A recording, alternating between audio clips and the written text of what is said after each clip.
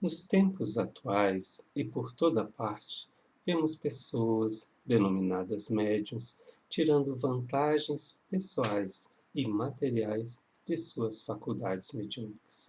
A mediunidade é um dom que o médium recebe de Deus de graça. Pode ele dispor dessa faculdade da maneira que melhor lhe convier? Pode o médium tirar proveito material desse dom, vendendo serviços mediúnicos àqueles que podem pagar? Estas e outras questões vamos ver agora na reflexão a respeito do capítulo 26 do Evangelho segundo o Espiritismo, Mediunidade Gratuita. Eu me chamo Wander e sou colaborador da Casa de Irmã Rosália. Disse Jesus: curai os enfermos, ressuscitai os mortos, limpai os leprosos, expeli os demônios, dai de graça o que de graça recebestes. Disse isso Jesus aos seus discípulos e por esse preceito estabelece o Mestre Divino que não se deve cobrar por aquilo que nada se pagou. Ora, o que os apóstolos haviam recebido de graça era a faculdade de curar os doentes e de expulsar os demônios, ou seja, os maus espíritos. Esse dom lhe fora dado gratuitamente por Deus para o alívio dos que sofrem e para ajudar na propagação da fé. Jesus lhes diz que não os transformem em objeto de comércio ou de especulação, muito menos em meio de vida. Quem são os médiuns na atualidade?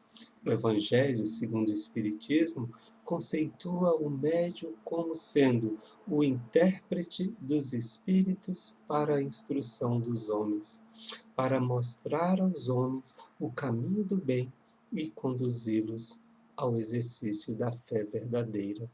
Emmanuel vai além na sua conceituação do médium.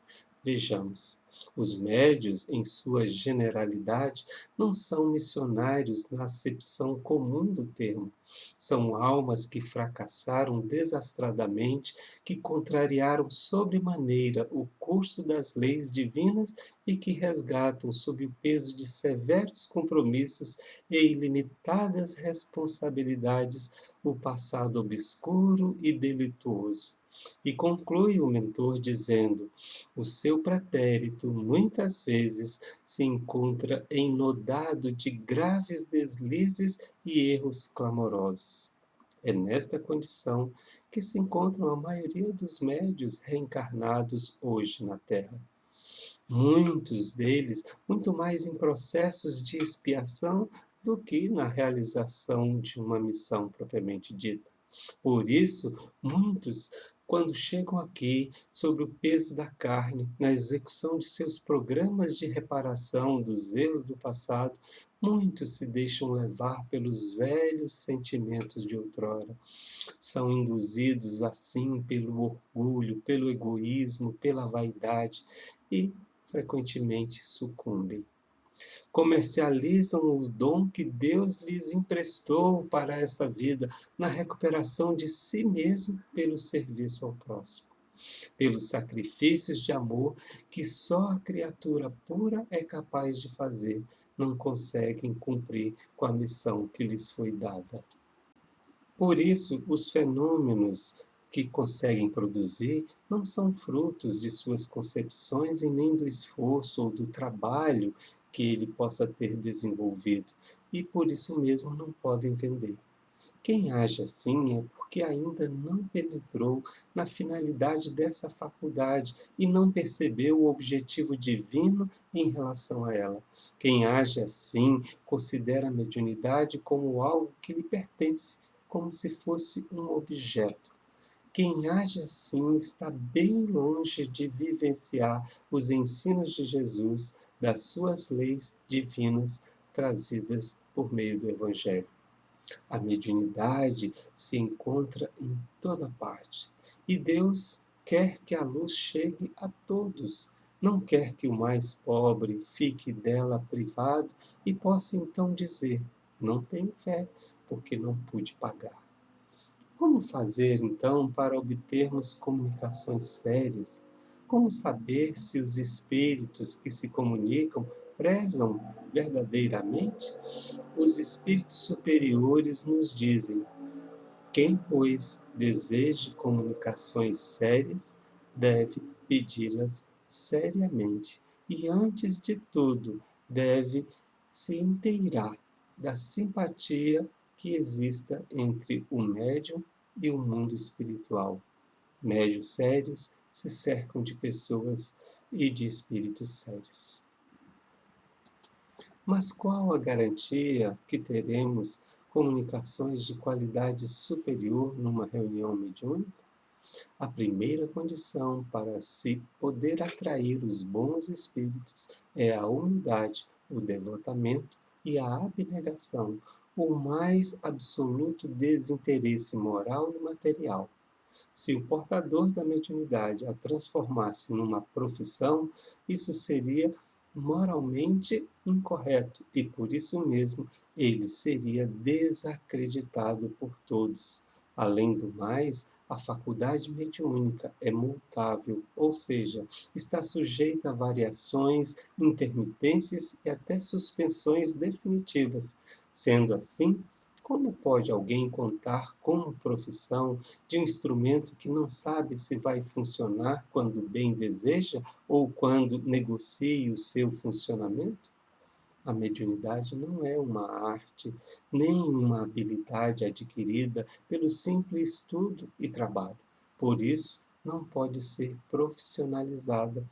Ela só existe graças às atividades dos espíritos. Se os espíritos não comparecerem a uma reunião mediúnica, a faculdade do médium por si só não funciona. A aptidão permanece ali, latente, mas não acontece a manifestação. O médium, nesse caso, seria apenas um instrumento que permaneceria parado caso não haja a vontade do espírito de se manifestar. Portanto, explorar uma fonte que não tem sobre ela controle torna-se muito perigoso.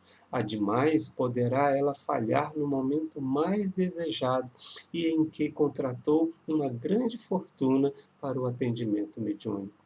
Explorar a mediunidade é dispor de um bem que não é possuidor. Os atributos mediúnicos são como os talentos do Evangelho.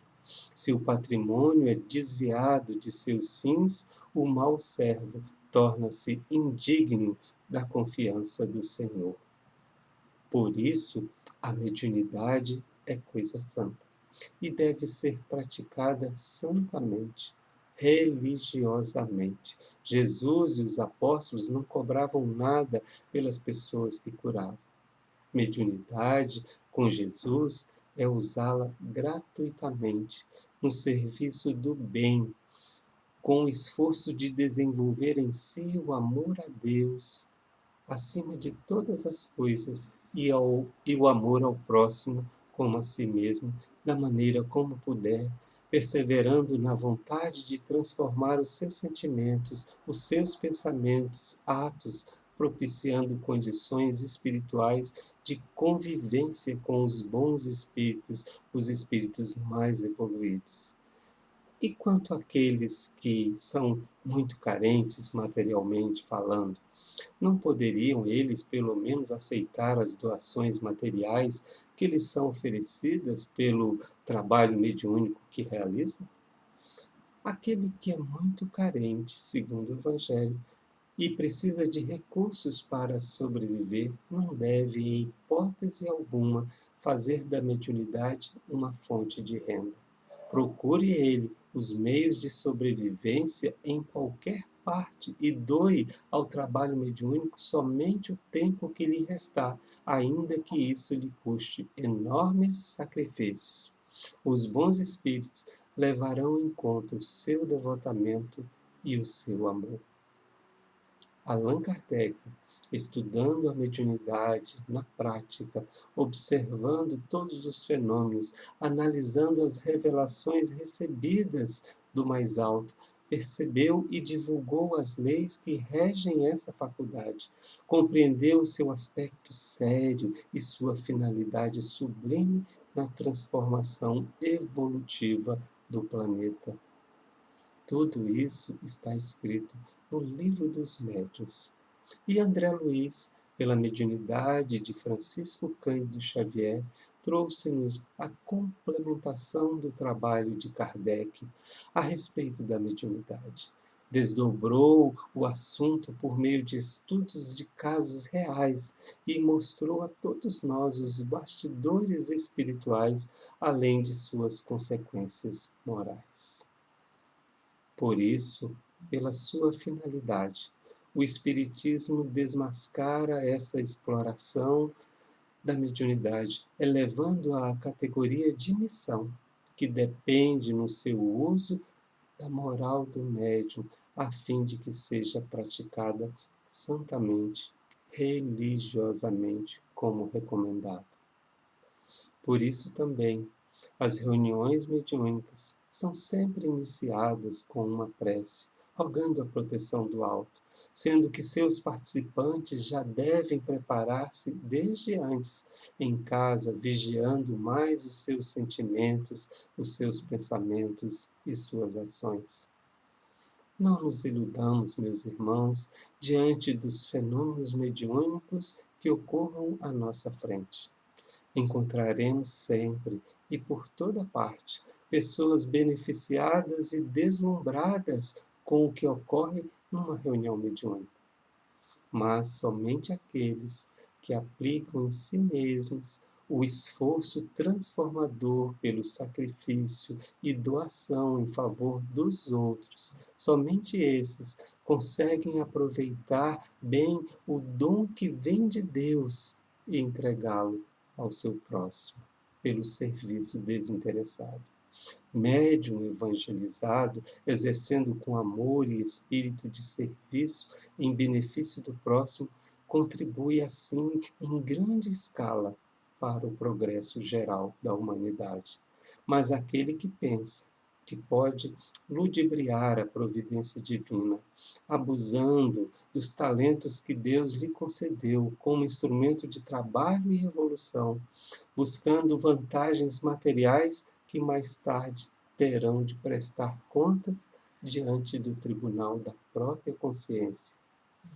Busquemos, assim, exercer a mediunidade com Jesus, colocando-a à disposição do Divino Médico, o nosso óbolo de esforço, de sacrifício em favor de muitos.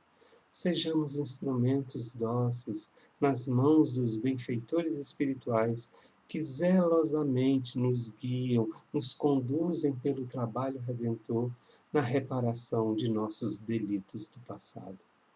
O homem se esforça muito para materializar os espíritos, para atender aos seus caprichos. A espiritualidade, no esforço inverso, tenta de todas as formas espiritualizar o homem, elevando o seu padrão de conhecimento e de moralidade pelas instruções, pelos esclarecimentos, pelas orientações seguras, de acordo com o Evangelho de nosso Senhor Jesus Cristo. É através da mediunidade que as portas celestes se abrem, trazendo as claridades do mundo superior ao atendimento de nossas necessidades. É através da mediunidade que o médico recebe a inspiração na cirurgia que deve fazer. É através da mediunidade que o professor recebe a sugestão mais aplicada ao momento de ensinar.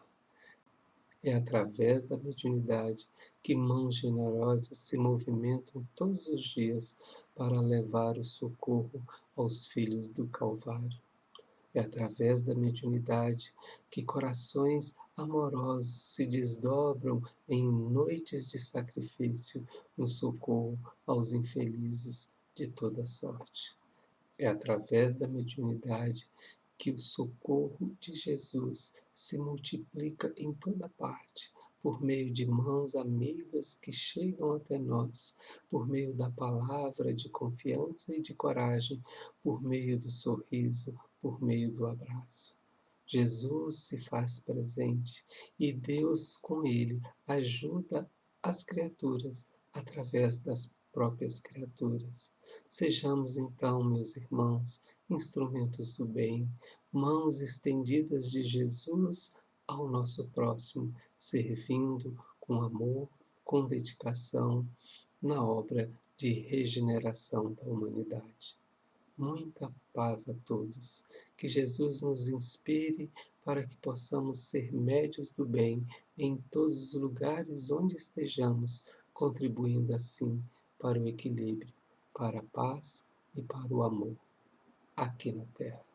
Que Jesus nos abençoe e até a próxima oportunidade.